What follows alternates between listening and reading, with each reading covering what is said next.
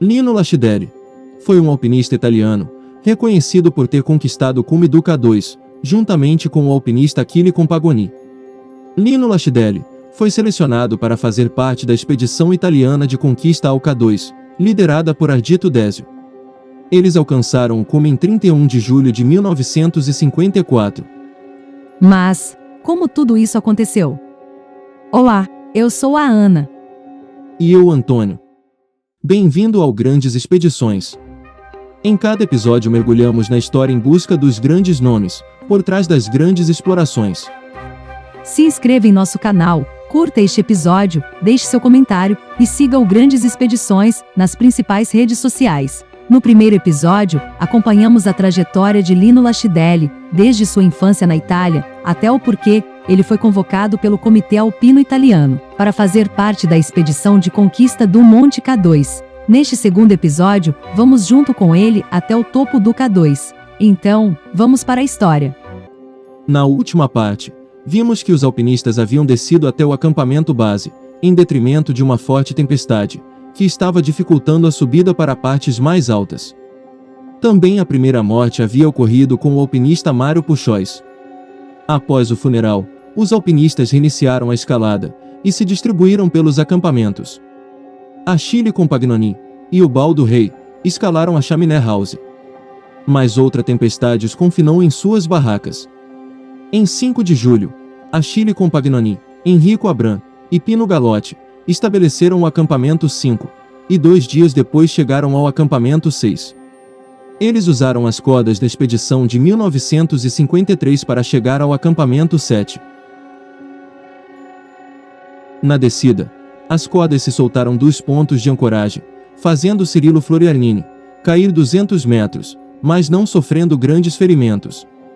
Em 18 de julho, Achille Compagnoni e o Baldo Rei, seguidos por Walter Bonatti e Lino Lascideri, colocaram cordas até o acampamento americano 8, na base do platô do cume. Em função das tempestades, o progresso estava muito mais lento do que o esperado, e Ardito Desio escreveu ao Comitê de Alpinismo Italiano, dizendo que estava pensando suspender a expedição e retornar à Itália, para realizar uma nova tentativa em outono, com uma equipe menor de alpinistas, mas usando as cordas fixas existentes.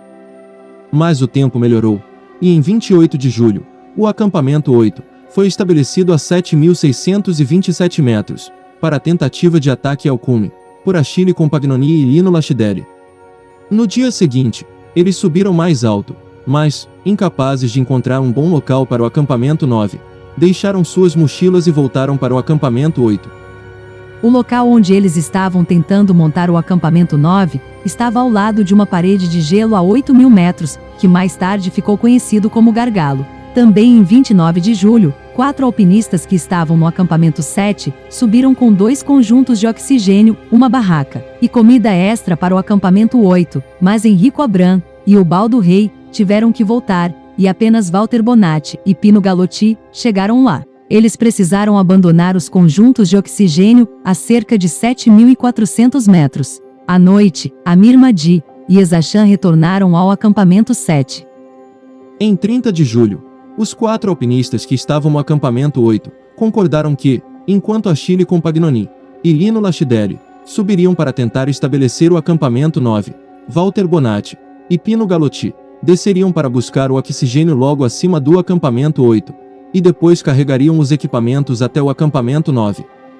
A busca do oxigênio seria um desafio muito maior que o estabelecimento do acampamento 9, pois envolveria uma descida de 180 metros, seguida de uma subida de 490 metros.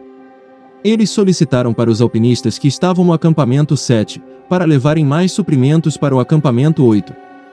Enquanto isso, Achille Compagnoni e Lino Lascideri estabeleceriam o acampamento 9, em um nível mais baixo de 7.900 metros, para reduzir a distância em que os suprimentos precisavam ser transportados até o acampamento 9.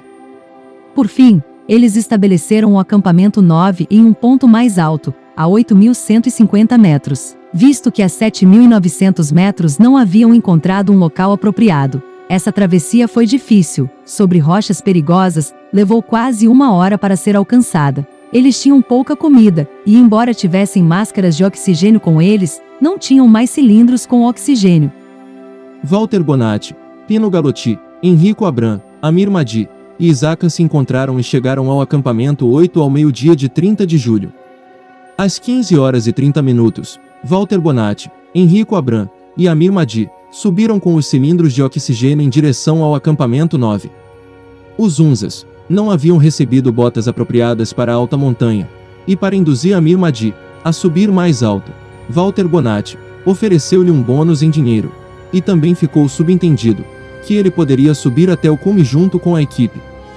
Eles subiram sem barracas ou sacos de dormir. Por volta das 16h30, eles gritaram e ouviram uma resposta da equipe do cume no acampamento 9, mas não conseguiram localizá-los, nem ver nenhum rastro para seguir. Eles subiram mais alto, mas às 18h30, o sol já estava se pondo, e Enrico Abram teve que descer por causa do congelamento. Eles encontraram os rastros na neve, mas ainda não conseguiam avistar a barraca, e estaria escuro em pouco tempo. Amir Mahdi estava começando a entrar em pânico. Em uma área perigosa com inclinação de 50 graus, e ainda com os conjuntos de oxigênio pesados, eles chamaram novamente, mas tiveram que parar a 8.100 metros. Walter Bonatti escavou uma pequena cova no gelo, em preparação para um acampamento noturno de emergência, sem barraca ou sacos de dormir. Depois de mais gritos, às 22 horas, uma lanterna brilhou bem perto, um pouco acima da montanha. Eles ouviram Lino Lachidelli gritando para que deixassem o oxigênio e voltassem para baixo. Depois disso a luz se apagou, e fez-se apenas silêncio. Walter Bonatti e Amir Mahdi passaram o resto da noite ao ar livre, até às 5h30. Contra o conselho de Walter Bonatti, Amir Mahdi começou a descer sozinho no escuro para o acampamento 8. Walter Bonatti esperou até cerca de 6h30, quando estava começando a clarear. Enquanto descia, ouviu um grito vindo de algum lugar acima, mas não conseguiu ver ninguém. Amir Mahdi chegou ao acampamento 8 apenas um pouco antes de Walter Bonatti, por volta das 7h30. Por volta das 6h30 de 31 de julho, Compagnoni e Lino Lachidelli deixaram a barraca, e viram alguém, não sabiam dizer quem, descendo, e ficaram chocados ao pensar que aquela pessoa deveria ter passado a noite ao ar livre. Recuperaram os cilindros de oxigênio, entre cerca de 7h15 e 7h45 da manhã. De lá, partiram para o cume por volta das 8h30, agora respirando oxigênio suplementar. Para economizar peso, eles deixaram suas mochilas, e para se alimentar, levaram apenas doces. A via através do gargalo estava bloqueada com neve, e eles não podiam escalar os penhascos. Eles encontraram uma via, embora misturando gelo e rocha. Os alpinistas, abaixo no acampamento 8, foram capazes de vê-los subindo a encosta final, pouco antes de Achille Compagnoni e Lino Lachidelli alcançarem o cume de braços dados, por volta das 18 horas, no sábado, de 31 de julho. Pino Galotti escreveu em seu diário: na encosta final, que parecia incrivelmente íngreme, primeiro um pequeno ponto, e depois um segundo, lentamente subiram. Posso ver muitas outras coisas nesta vida, mas nada jamais me moverá da mesma maneira. Chorei silenciosamente, e as lágrimas caíram no meu peito. Eles tiraram algumas fotos enquanto o sol estava se pondo. Lino Lachidelli queria descer o mais rápido possível, mas Achille Compagnoni disse que queria passar a noite no cume. Somente depois de ser ameaçado com a machadinha de gelo de Lino Lachidelli, Achille Compagnoni concordou em iniciar a descida. Na escuridão eles iniciaram a descida. Depois de um tempo, o oxigênio acabou. Os companheiros ouviram seus gritos, e subiram para ajudá-los a voltar ao acampamento 8, logo após as 23 horas. No dia seguinte, com mau tempo, desceram até o acampamento 4 às 11 horas. Em 2 de agosto, todos estavam de volta ao acampamento base. Achille Compagnoni, Lino Lachidelli e Walter Bonatti tiveram queimaduras graves nas mãos. Entretanto, Amir Mahdi estava em uma condição muito pior.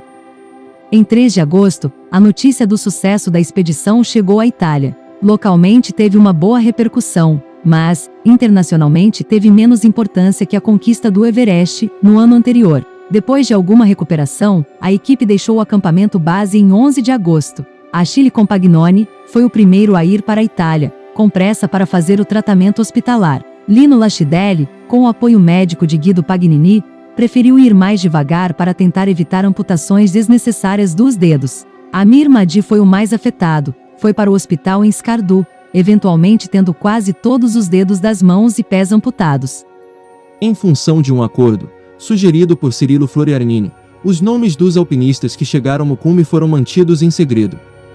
A imprensa especulou, na maioria das vezes corretamente, sobre quem havia participado do ataque final ao cume do K2. Quando Compagnoni chegou em Roma, no início de setembro, ele foi tratado como um herói.